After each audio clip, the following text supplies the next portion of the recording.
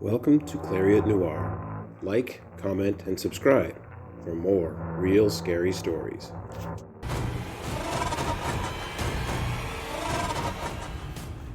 I recently saw your story concerning a student at Buckner Collegiate. His name is Roy Vine. The story concerns me deeply because I believe it involves a new custodian at the school. I am the head custodian and only got the job last summer myself. In fact, a lot of the staff is new, including the principals and some of the teaching staff. Apparently there was an incident last year, around this time in fact, involving missing students and the previous vice principal. There isn't much more than gossip, however, as a judge instituted a media ban concerning whatever happened. Must have been really bad though. Half the staff is gone, retired, quit, or transferred.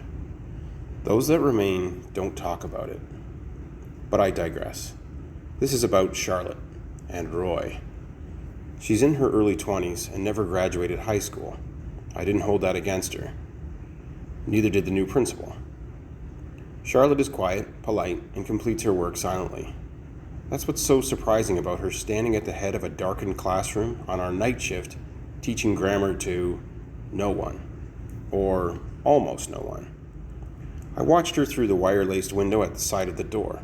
She looked as anxious as usual, angry even.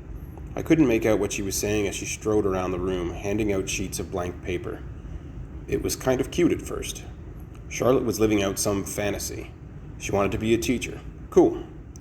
But then she returned to the head of the class and dropped a pile of papers on the student desk at the front. "Enough!" Charlotte shrieked. It was loud enough to make me flinch. "There's nobody there!" I didn't move. She looked sweaty and angry enough to make me afraid to be noticed. That's when I realized Charlotte wasn't alone. A shadow so dark and small sat in the desk I'd thought empty. Its head turned, revealing red cinder eyes suggesting an undersized child's head. Any thought of this being a real kid vanished within the void that split its face. A grin that would agonize any real person. Dark interior so complete it drank the light cast by its eyes. I'm not ashamed to let you know I walked away, and fast.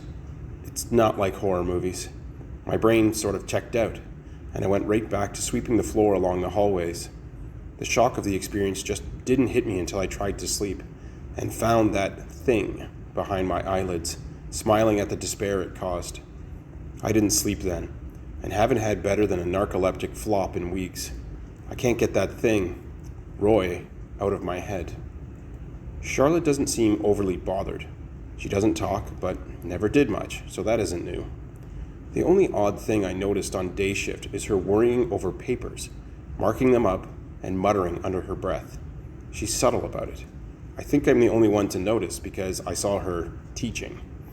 Most night shift cleanings I glimpsed in the same classroom, but didn't stop to look in. Once was enough. I did find a phone number on one of the pages she left in our break room. At the time, I hadn't seen the letter written to you, Mr. Clariot. I didn't know. Charlotte's behavior obviously bothered me. When I saw the number, I thought I could call it and get a clue about the kind of person she was, or, I admit, find something that might result in her firing. No Charlotte, no Roy, right? I know now what I didn't know then. I dialed. A torrent of static and interference answered, as described in the previous email. There was a voice beneath it all, too. A woman's, I think. She only said one thing clearly, however. My name. Over and over, my name. First and last. The previous email, you know, said misfortune befell those whose names were spoken. So now I wait for my tragedy, and Charlotte continues to teach on the night shift. Any suggestions would be appreciated. Hell, I'll take thoughts and prayers and ambience in the mail at this point.